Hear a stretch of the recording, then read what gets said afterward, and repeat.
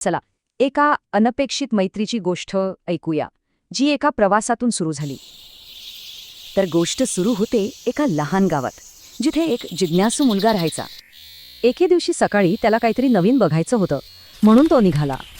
त्याने आपली चमकदार सायकल घेतली आणि प्रवासाला सुरुवात केली.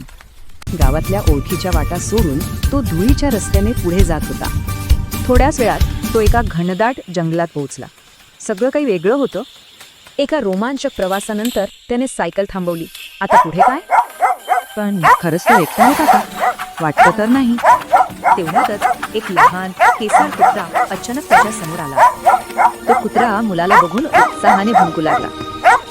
बघा, एक जिज्ञासू मुलगा आणि एक उत्साही कुत्रा, किती वेगळी जोडी. पण मुलगा अजिबात घाबरला नाही. उलट तो हसला. त्याने हळूच खाली वाकून त्या लहान कुत्र्याला उचलून घेतलं.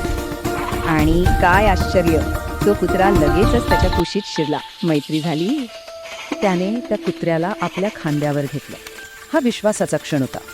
आणि मग हे नवीन मित्र मिळून गावाकडे परत निघाले. विचार करण्यासारखी गोष्ट आहे. पुढचा साहस त्यांना कुठे घेऊन जाईल